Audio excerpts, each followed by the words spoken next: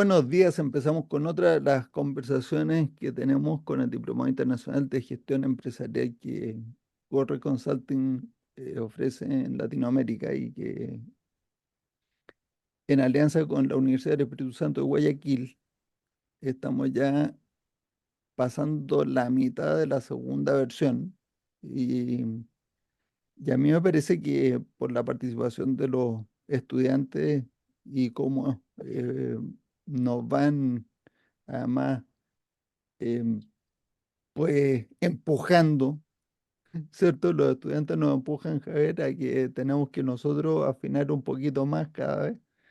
Hemos Sí, ido profundizando en cosas. Es muy entretenido. A mí me parece nos que hacen aprender, sí, sí, sí, sí, sí. No, yo me entretengo. Entonces, en estas sesiones de conversación, nos exponemos un poquito más a que nos tiren otros dardos a ver qué otras cosas nuevas salen. Siempre sale algo nuevo. sí, es Entonces, pensar juntos, al final creo yo que es el tema y tratar de, a veces pienso que reconfigurar lo que uno piensa y tratar de irlo simplificando si uno puede. Y en la medida que eso se simplifica, creo que uno va entendiendo mejor las cosas. Entonces los sí, claro, conceptos están más claros, la transmisión, como decía Eli, si uno no es capaz de comunicar lo que piensa bien, termina en forma transmitiendo simple. solo confusión, sí, en forma simple. O sea, si no Eso, eres capaz de articular tu pensamiento, solamente intuición, va a poder revelar tu propia confusión. fusión, exactamente. Lo cual es En muy Chile común en decimos, mi caso. es mejor quedarse callado y pasar por eh, un poco torpe y no abrir la boca y demostrarlo. Exacto. Déjelo siempre con la duda. Cosa que yo no sé hacer. Yo abro la boca siempre porque me da lo mismo. Sí, Si me dicen que es que eres ignorante, dices, "Sí, absolutamente. sí. O sea, yo soy Nací muy así y así consciente, sigo. yo soy muy consciente. Ayer le decía a alguien que todos los días me doy cuenta de que sé menos, no hay que Mm, sé menos acumulado, sino que sé menos comparado con lo que no sé. O sea, sí, me doy cuenta de que el abismo es cada vez más grande cuando tiende infinito. sí, cuando trata de entender algo y dice, ya, pero ahí hay muchos puntos ciegos. Y aún Sí. así, pues somos capaces de aportarle a las compañías ciertas claridades y simplicidad donde han tenido resultados. Hablando un poquito, a ver, un poquito de autorreferencia, sin hacer mucha publicidad de nada. Eh, de todos los clientes que tengo y que pues ya van, bueno, varios ya.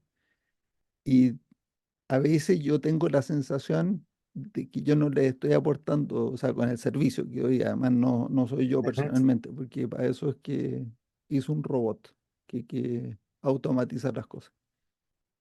Y de repente tengo la sensación de que no le está aportando el servicio a mi compañía lo suficiente. Y, y entonces hago algunas preguntas arriesgadísimo, ¿no?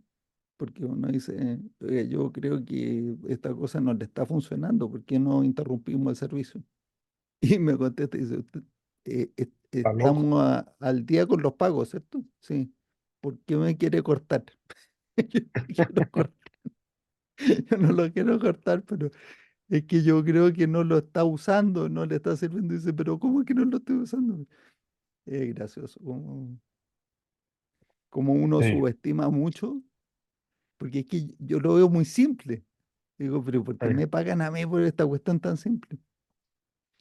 Entonces, Sí, la igual, como percepción yo estoy para, muy preocupado de eso, le estoy tratando de meter inteligencia artificial también. Así que. me parece muy bien.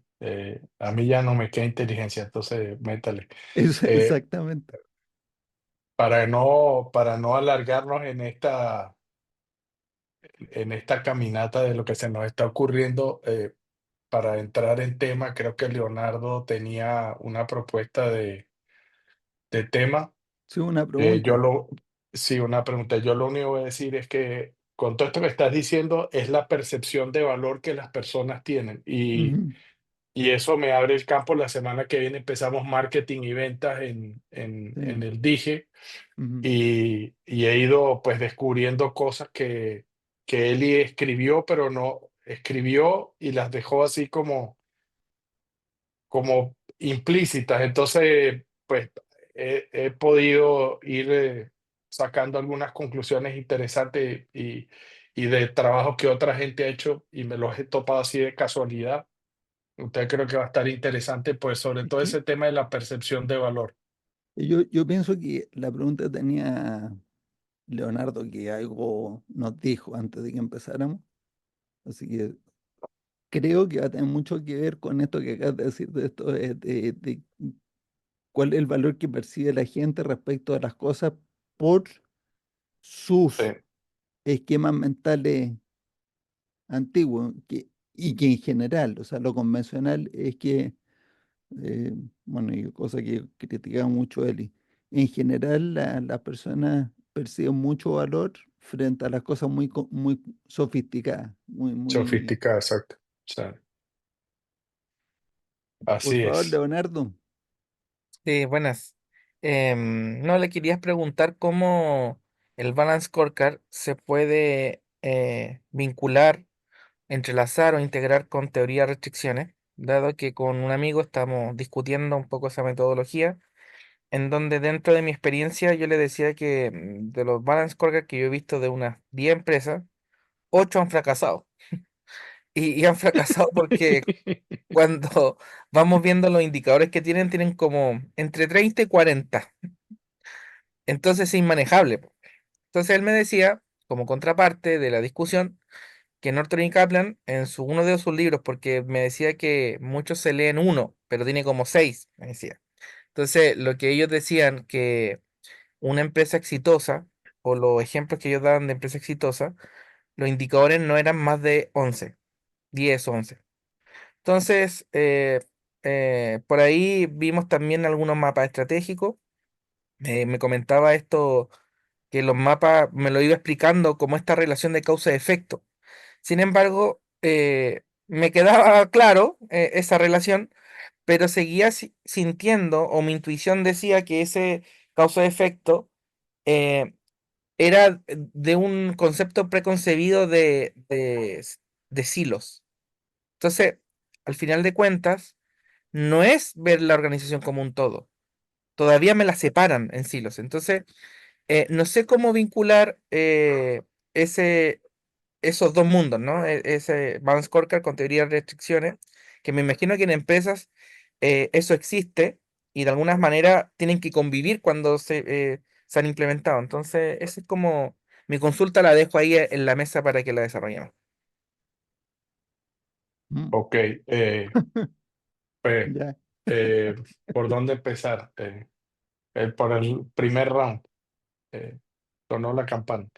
A ver, contexto histórico. Eli, cuando publicó el artículo, La contabilidad de costos, enemigo público número uno de la productividad, y además tenía una especie de show, ¿sí?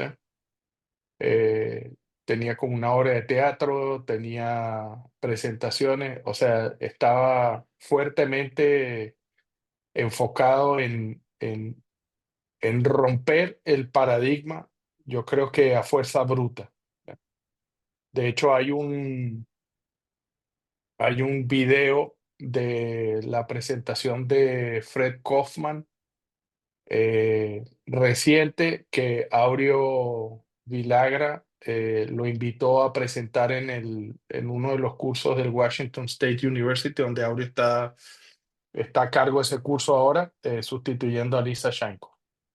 Eh, Y Fred, para introducir el tema de lo que iba a hablar, que era lo de la empresa consciente o el capitalismo consciente, eh, y de dónde viene toda su hilo, lo primero que empieza a decir es la introducción de cómo fue que conoció a Eli Goldman y su experiencia, porque él era profesor en el MIT, era un profesor junior, estaba inclusive, trabajaba con Peter Senge, y ahí fue que empezó a meterse en el tema de pensamiento sistémico y todo esto. Y decidió que no había nada mejor que invitar a Eli Goldman. Entonces dice que estaba en la sala, era un auditorio gigantesco, alumnos, gente y todo, pero una mitad era investigación de operaciones, donde él estaba, y el otro era la parte de contabilidad, administración y el MBA. Y dice que Eli, pues con su carácter usual, lo No, que menos hizo y fue, un Eli joven, sí, además por eso, sin arrogante, directo, ninguna de la no, no, prudencia que cultivó no, en sus nada, últimos nada, años exacto. o Y últimas semanas. les dio a mansalva, ¿sí? A mansalva así, no se guardó absolutamente nada. Mm. Y, y entonces Fred dice que, o el comentario, como se lo entendí, es que eso había sido un career move, ¿no? But maybe the wrong one. No, que al final dice que fuera de toda broma, siempre le agradeció a Eli porque él ya tenía un cierto nombre en el mercado y sin embargo agarró y aceptó la invitación, fue y pasó un gran número de horas discutiendo y estando ahí con las personas y aceptó que le preguntaran cualquier cosa. Entonces, esa parte, creo que de ahí en adelante, Eli también tuvo varias interacciones con Norton y Kaplan, donde tuvo en algunos, ¿cómo se dice?, foros donde también se daban en la madre y después se escribían y habían publicaciones. Al final, Eli siempre criticó desde la contabilidad de costos y después cuando publicaron ABC Costing, pues volvió a exponer que eso era solamente una sofisticación para vender la Pero, pomada y pero peor, sí, peor, porque sí, sí, sí, además, es peor, es peor. Y después cuando sale el Balance Scorecard, me acuerdo que en algún momento, no sé si fue Clemens, el Grupo Berlín o alguien, estábamos en Israel y le preguntó algo a Eli y Eli simplemente lo miró, lo ignoró y siguió. No, no le interesaba para nada ese tipo de discusión. Entonces, el concepto del Balance Scorecard yo creo que es un concepto válido desde el punto de vista de lo que está intentando hacer y es colocar un tablero de mando, ¿sí? Formalmente decir, listo, estos son los indicadores que vamos a mirar y vamos a compartir y todo el mundo de conocer. En ese sentido, el concepto me parece que es absolutamente válido. El problema está entonces cuando se deriva o se empieza a utilizar con la lógica usual que tenemos las personas. ¿Cuál es la primera lógica usual? Y hay dos supuestos para mí de fondo. ¿Eh? Y después de eso, pues multiplica lo que uno quiera, el resultado probablemente no es el mejor. Primero es que lo que no se puede medir no se puede mejorar. ¿Ya? Ese es el primer supuesto. Yo no estoy de acuerdo. Y Eli lo decía, hay cosas que usted no puede medir y se pueden mejorar, y hay cosas que usted puede medir y no las tiene que mejorar. o sea, Si las trata o de mejorar, lo que hace, más sí, bien que la medición no era con un número exacto, sí, pero tú sabes exacto. perfectamente bien si va Si mejor estaba o bien o ya no, peor. exacto. Sí. O Deming sea, decía que habían datos incognoscibles, que eran más importantes que los que se conocían, de hecho. exactamente, exactamente. Y entonces, y de eso Eli habla en el video este de Baltimore, que se lo recomendamos a todo el mundo que lo vea, habla de la armonía, ¿sí? Uno sabe si hay más o menos armonía en la organización y es muy difícil de medir o siempre tienes que usar algún tipo de sustituto o es una aproximación, no es un número preciso, ¿sí? Pero son las cosas importantes. Recientemente estaba viendo un artículo que hablaba de, creo que es el primer ministro del reino de Bután o de Bután, que es uno de los países más felices del mundo. Entonces habla de que precisamente la medición no debe estar centrada en el Producto Interno Bruto, en el PIB, sino más bien el efecto que produce el PIB, un PIB bueno, para qué se está usando y cuál es el efecto que tiene sobre la población y desarrollo humano y todas estas cosas. Pero bueno, digamos que ese es el primero. Y el segundo es la lógica de que la suma de óptimos locales es igual al óptimo global, que está muy pegado a eso de medir cualquier cosa para mejorar. Entonces, una de las cosas que para mí, independientemente de donde uno lo ponga, eh, el, la lógica fundamental, y cada vez que lo pienso y vuelvo a repasar esa idea, creo que el gran descubrimiento de él y el gran núcleo de todo es la manifestación de ese paradigma en todos lados, de que la suma de óptimos locales no es igual al óptimo global.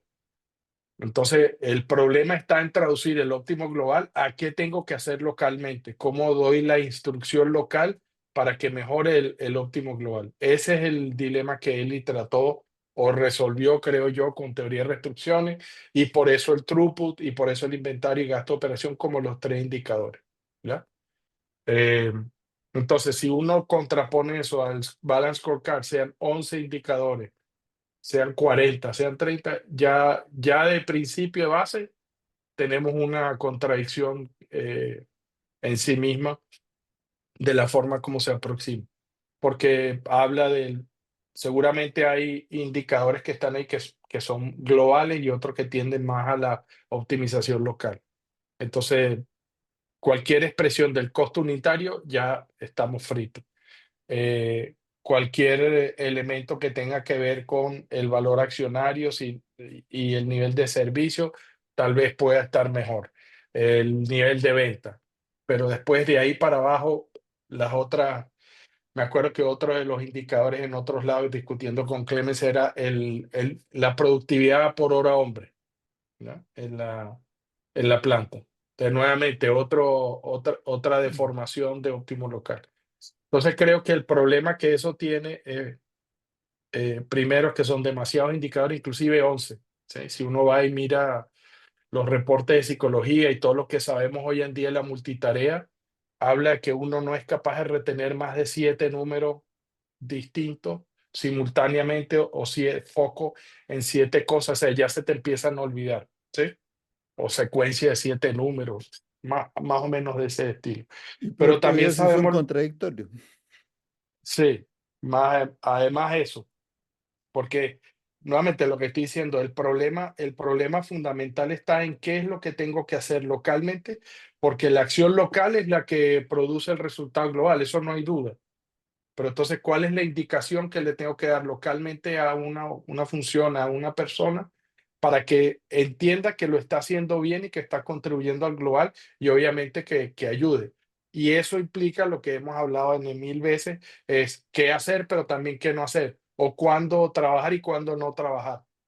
Porque no todo el mundo, el más es mejor, es la restricción funciona, en lo demás no.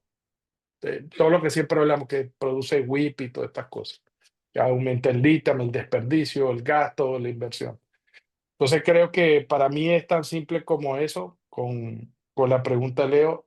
El Balance Scorecard, yo lo sustituiría porque tampoco me gusta el Balance, eh, aunque me gusta Enhance. Enhance, me encanta esa palabra, Enhance Scorecard.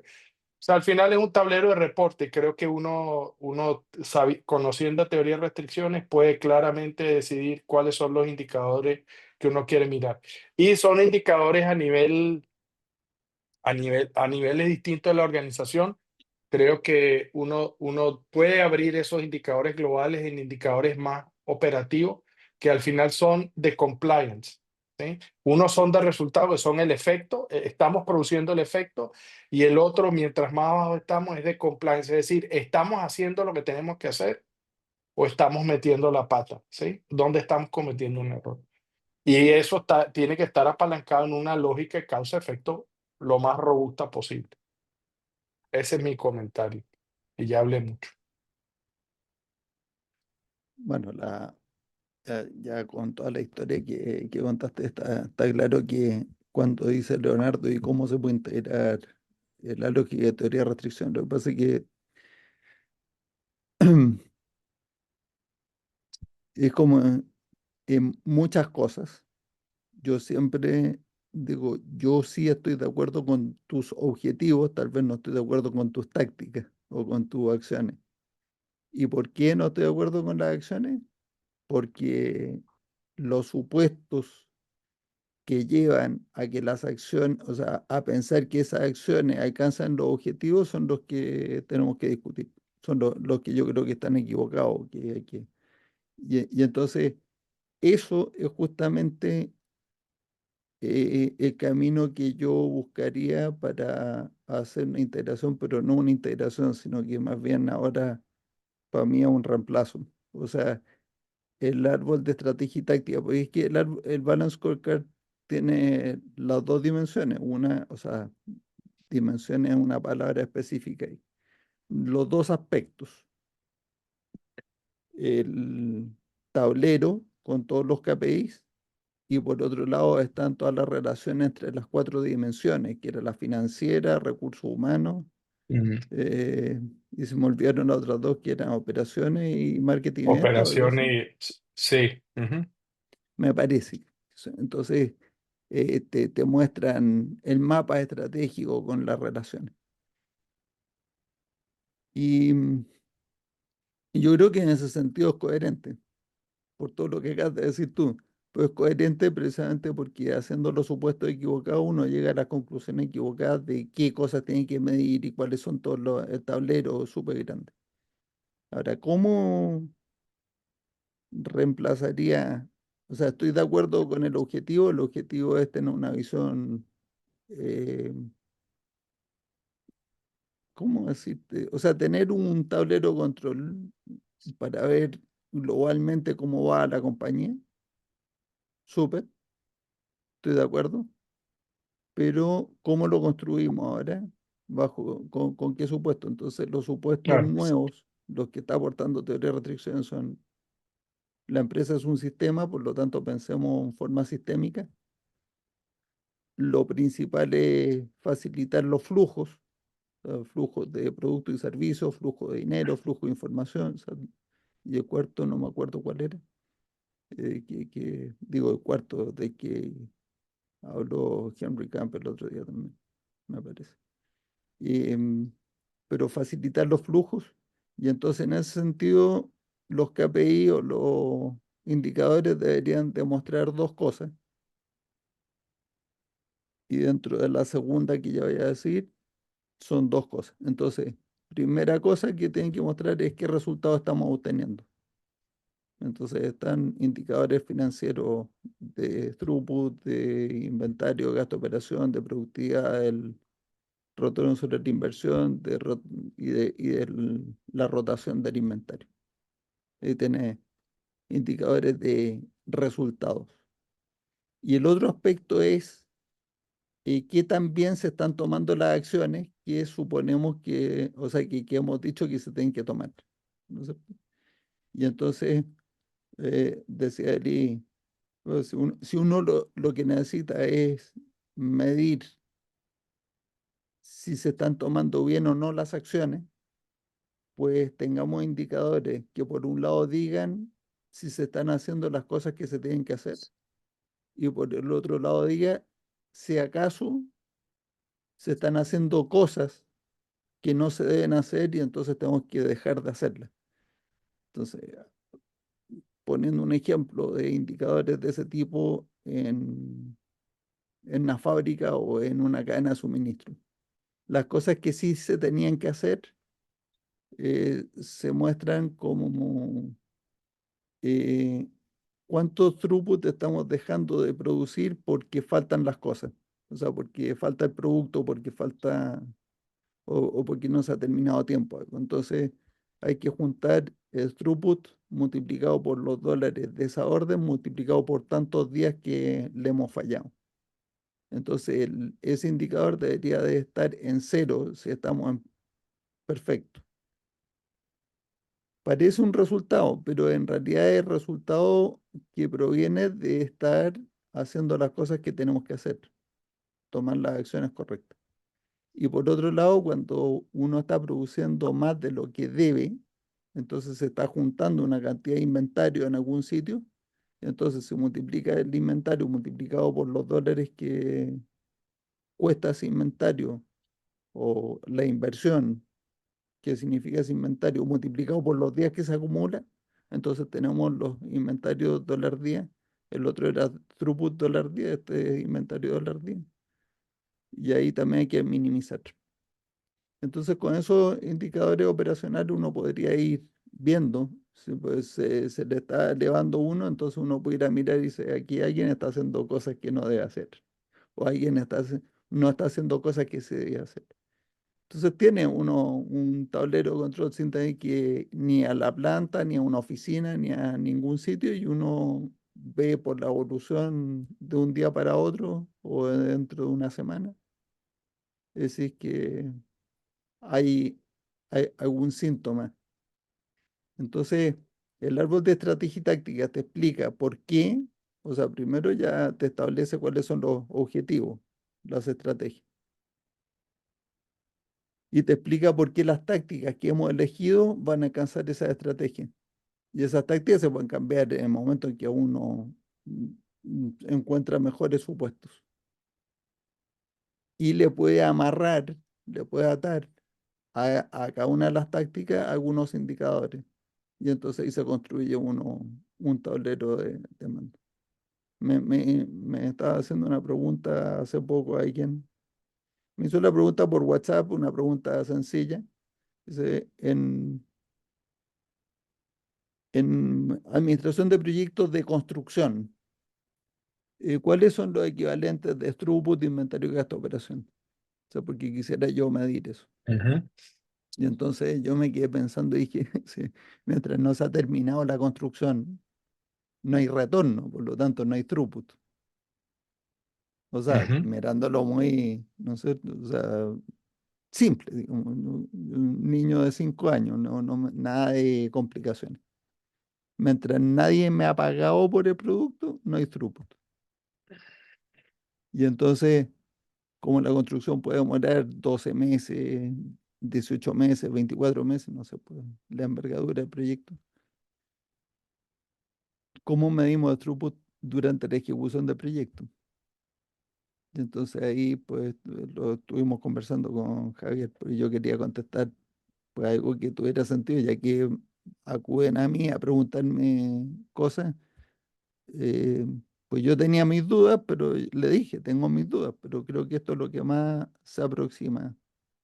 Entonces, en ese caso, el indicador se parecía tanto a EVM, o sea, el Earned Value Management, o Earned Value Added, que me hacía sospechar que algo no andaba caminando bien.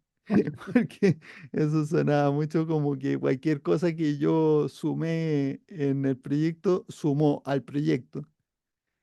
Y yo que tuve experiencia siendo eh, el programador, coordinador y controlador de proyectos en empresas de ingeniería, yo sabía que podía hacer lo que quisiera con planilla de Excel para mostrar si estábamos bien o estábamos mal o lo que me pidiera que le mostráramos al cliente y gerente. Yo le podía mostrar lo que quisiera. Estamos atrasados y le explicamos. O estamos adelantados y le explicamos.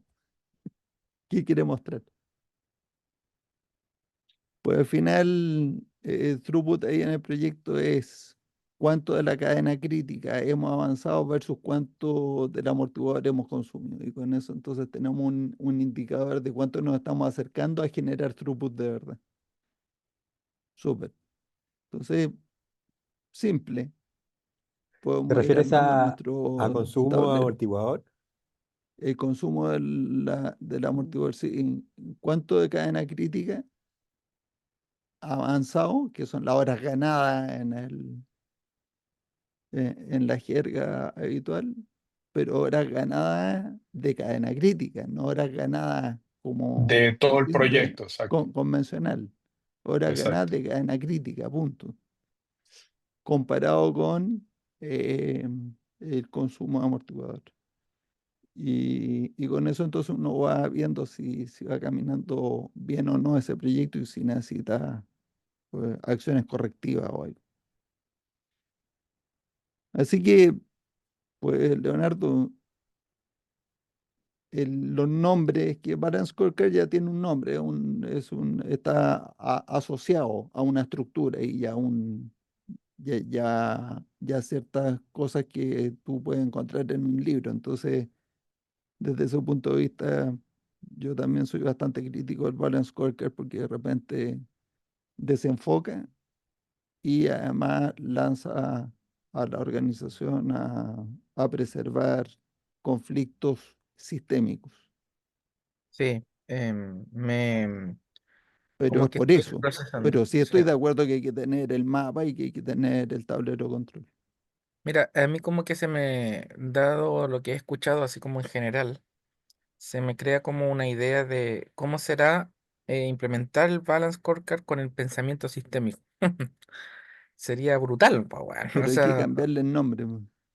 no, sí, pero ¿cómo sería? Sería muy simple. Sería bastante Sí, simple. No, le Y podemos finalmente, llamar Systemic Scorecard.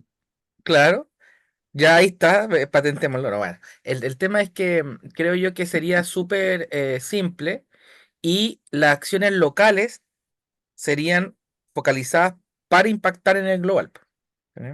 sí, te lo pongo con otro poquito de Mm, ají cacho de cabra. ya.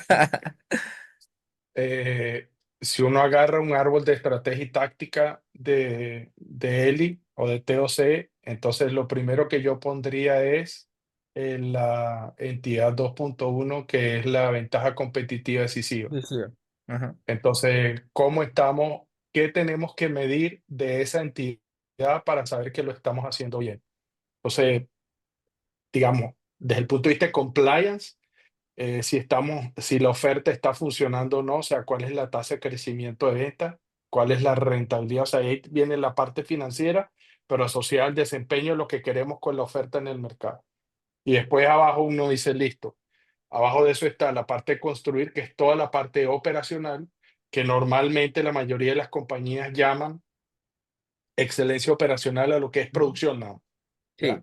Pero para mí excelencia operacional es más que todo, eso es todo, de exacto. punta a punta, para cumplir lo que le estoy prometiendo al mercado. Entonces quiere decir que tengo que meter ahí la operación, es decir, si una operación MTO, cómo está mi entrega a tiempo, sin duda cómo está mi gasto operativo, el throughput sobre gasto operativo para la productividad, el inventario sobre gasto operativo para la rotación de capital de trabajo. Entonces ahí tienes, estás viendo cómo está el desempeño de la restricción, ¿sí? Ujú, La ujú. utilización de la restricción, capacidad protectiva, cómo está el lead time con respecto al mercado. Fíjate todas las cosas que estoy Sí, sacando, sí. Te pero fuiste a lo son las que local para me. impactar lo global, al tiro, de una. Absoluto, no, no Mm. quiero, los únicos indicadores locales que estoy metiendo ahí son porque sé que los necesito para que la oferta y el cumplimiento y todas estas cosas se dé. Después viene la parte de capitalizar, y puse el ejemplo de MTO, ¿no? Pero puede ser MTA igual o una combinación. O proyecto. Después viene la parte de Súper bien. capitalizar. ¿Qué es lo que quiero en capitalizar? Es la efectividad de mi proceso de marketing y venta. Entonces, una cosa es cómo le estoy cumpliendo al mercado y eso se traduce en el resultado financiero de throughput, el valor accionario, qué sé yo, ¿sí? El retorno sobre la inversión. Los indicadores macro que uno tiene que ver que están asociados a la meta. Porque si uno mira el libro La Meta, cuando él jode con eso, dice cuánta utilidad neta tiene, cuál es el retorno sobre la inversión, ¿cierto? El flujo de caja, o sea, y las ventas en general, el throughput. Entonces, esa es la generación de dinero, medido de esas tres formas, porque cada uno tiene una visión distinta de lo que el sistema está haciendo. Con esos tres, uno sabe que financieramente la empresa está sólida, está andando bien. Y después tiene la parte de sustentar, ¿no? De sostener, que tiene que ver con la capacidad. La única parte que ahí siempre me falta a mí es el tema de la gente, Las personas. ¿sí? Las personas. Pero si uno tiene claro cuáles son los 4 principios Ujú. donde dice que la gente es buena, llámese, la forma como normalmente no prefiero tratar ese tema de las personas humanas es respeto, como Ujú. nombre del pilar. Sí. El pilar es Ujú. respeto. Respeto. Ok. Y después uno en la entidad número 1 del árbol tiene los 3 componentes clave, que son la condición necesaria de los empleados. Tienen que estar bien. Ujú. La segunda condición necesaria del mercado, es decir, todo lo externo a la compañía. Y tercero, los accionistas. Sí, Como esas 3 son irreducibles, si exacto. tú dañas una, No cagation, ¿no? funciona. Dice Exacto. ya. Caput. Entonces creo que de esa forma yo es como lógicamente empiezo a conectar esas cosas y digo, listo, ¿cuál es el tablero de mando que quiero? Y el tablero de mando cuando lo voy bajando, desde arriba quiero las 3 condiciones necesarias y la meta. Después, en la ventaja competitiva decisiva, miremos los valores de cómo estamos, cuál es el margen que estamos operando, los mismos valores financieros, pero relacionados al cumplimiento de la oferta, cuántos clientes tenemos acá, si la Ujú. oferta funciona, si tenemos distintos segmentos, es asegurar esa condición que está ahí en la entidad uno dice el mercado lo suficientemente grande sin agotar los recursos. O sea, ¿cómo se traduce eso en mi interacción con el mercado? Y de ahí para abajo, otra vez vuelvo a bajar el tablero de control de qué es lo que tenemos que hacer para sostener esa ventaja competitiva. ¿Qué estamos haciendo en marketing y venta? ¿Sí? O sea, esas 2 cosas juntas y después la parte de sustentar o de sostener es no solamente capacidad productiva, sino las personas también. Mm. Entonces ahí siempre yo tengo la tentación de meter todo lo que tiene que ver con herramientas de pensamiento, pensar con claridad, eh, o sea, cómo terminamos de anclar el pilar de las personas ahí, Mm. ¿ya? Esa es como la visión que yo tengo, que hay distintos indicadores dependiendo del nivel donde está, Bueno, sí, sí, concuerdo ¿ya? contigo. Fíjate que, Es un temazo que yo no sé si. No, es brutal. Eso, mira, perdón, Dale. es que ya me hicieron hablar. adelante. Es que al final una de las cosas que tal vez yo me he dado cuenta, y digo me he dado cuenta porque antes lo descartaba y, y es muy, muy, muy, muy importante el tema este de los indicadores, ¿ya? Uno no puede retirar un indicador y dejar a las personas sin guía de lo que estaba midiendo y qué hacer. Entonces hay que sustituir por el indicador correcto, porque esa es la manera como funciona hoy la jerarquía y la estructura que tiene la compañía. Entonces, ese es un elemento. Y lo otro es que uno tiene que colocar a las personas, las tiene que entrenar, las tiene que capacitar de la misma forma como uno tiene que hacerlo con el mercado, tiene que hacerlo adentro. Si no está frito, no pretenda que la gente nació aprendida o con leerse un libro ya tiene. No. Sí, no, hay que hacer. Entonces, tiene que haber alguien que sea el dueño cultural de esa transformación o de esa Sí. implementación. Si no, y si No, el CEO o la junta no están muy de acuerdo, ya estoy viendo la fecha en el futuro cuando eso se va a acabar. sí, sí. Es una ¿Ya? muerte anunciada, finalmente. Sí, sí, o sea, se tarda más, menos, y a veces no se mueren nunca, pero tú ves que empiezan a perder el impulso. ¿Ya? Oye, y dentro de la experiencia que tú has visto, no sé si en Procter Gamble la viviste, porque me imagino que ahí implementaron todo, Balance Core, Couching Candy y todas las cuestiones. Entonces, ¿cómo fue no sé si implementaron TOC de forma global, pero me imagino esas peleas internas de a lo mejor disminuir indicadores o de esas reuniones salían más indicadores. Sí, no te puedo decir exactamente Ya. ahora cómo está el tema, pero te puedo relatar más o menos la evolución que cubre un periodo de 30 años. O sea, como tres CEOs, más o menos. Tres ¿Ya? seguidos, creo.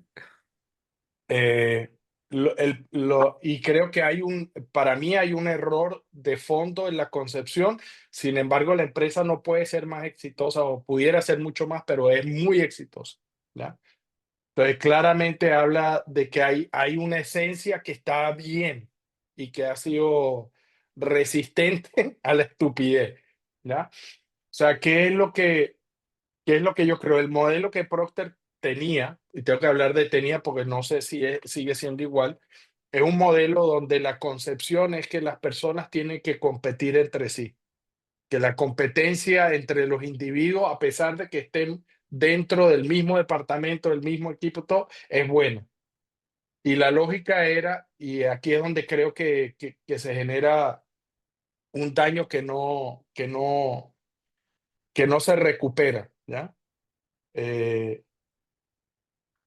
tú, que todos los ciclos de evaluación de personal con los indicadores y desempeño, todo el mundo tiene que ponerse una lista de proyectos y de mejoras que va a contribuir al negocio y y dependiendo cómo te fue, pues ahí te rankean y siempre es 1, 2, 3.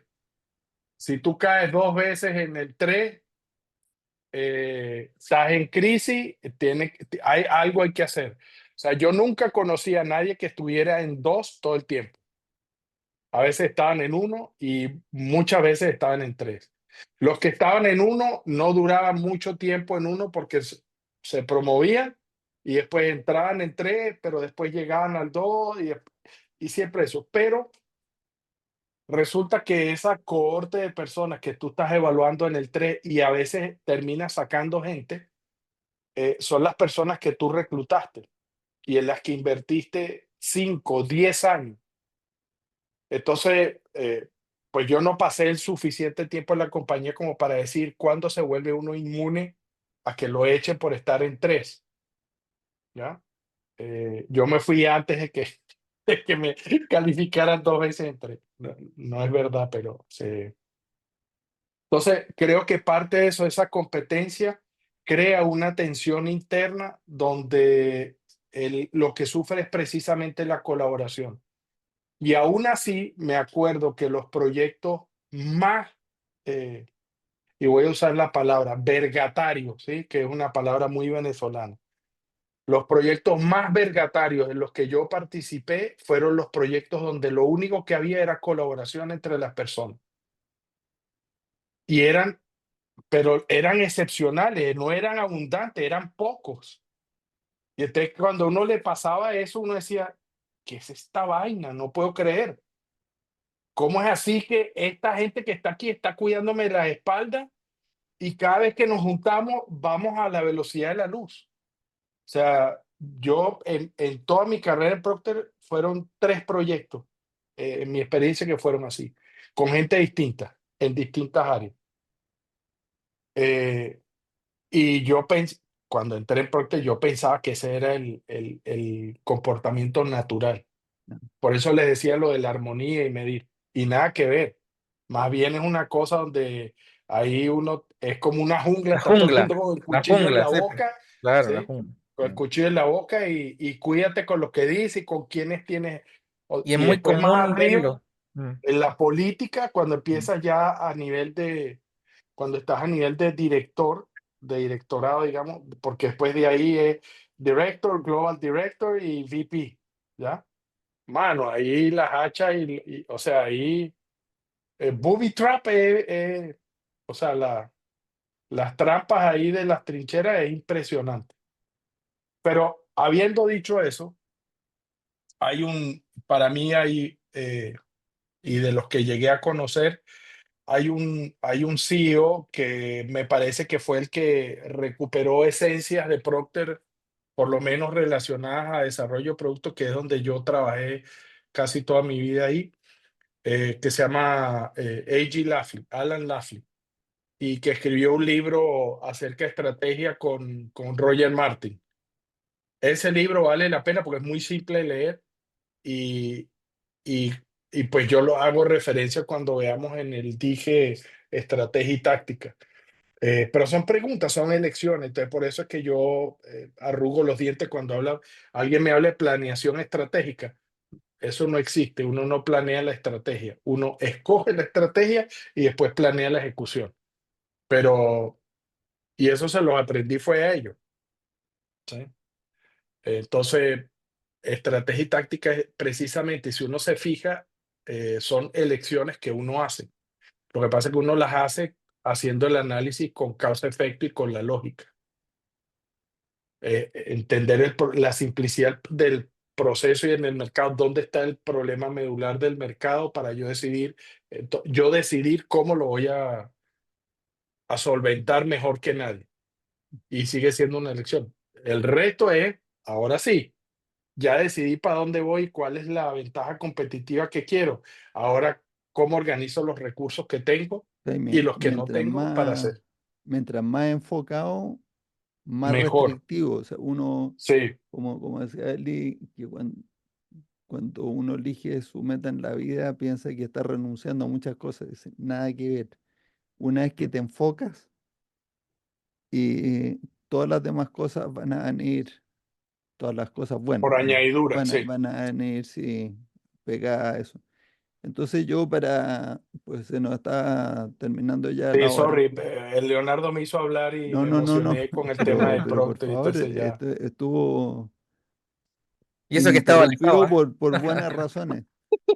Y yo los quiero llevar a una referencia de hace más de 100 años. Y entonces después nos podemos preguntar dónde se perdió el rumbo, porque hace más de 100 años alguien escribió esto, y les voy a decir quién.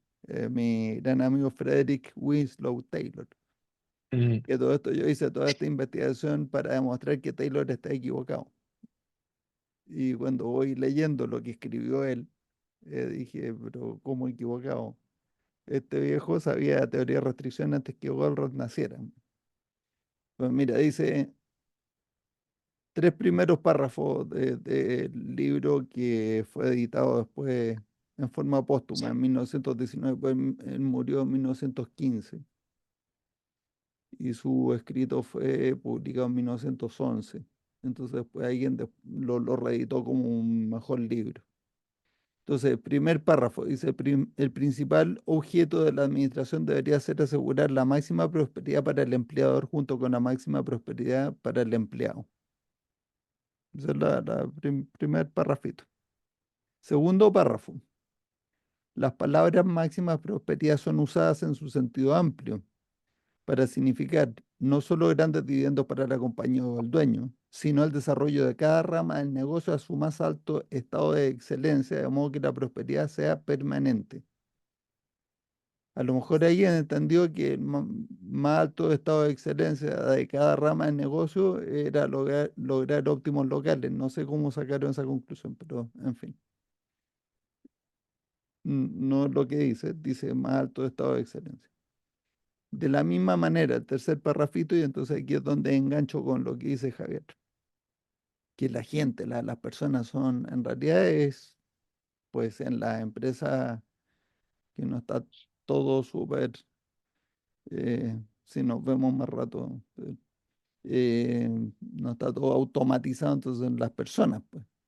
Entonces dice, de la misma manera, máxima prosperidad para cada empleado significa no solo salarios más altos que los usualmente recibidos por hombres de su clase, sino que incluso más importante, también significa el desarrollo de cada hombre a su estado de máxima eficiencia, de modo que sea capaz de hacer, generalmente hablando, el más alto grado de trabajo que sus aptitudes naturales le permitan y significa darle, cuando sea posible, esta clase de trabajo para hacer. O sea que los gerentes de recursos humanos tienen una, una labor muy importante dentro de las compañías para ser sí, capaces de ir identificando todas estas oportunidades de cómo lograr este objetivo que ponía este tercer párrafo en idioma que hoy día, pues tiene palabras que en su momento no están tan desprestigiadas como eficiencia, además, o clase, pero a mí me parece que es fantástico. En tres parrafitos nos resumió lo que significa el árbol de estrategia y táctica. exacto. Así que fantástico. Muchísimas gracias. Animada la conversación de hoy. Pues nos veremos el próximo jueves, si Dios quiere. Les deseo excelente semana a todos, como siempre. Gracias, gracias. gracias. Excelente Saludos. reunión. Abrazo, Gracias nuevamente. muchacho. Chao. Muchas Chao, gracias. chao.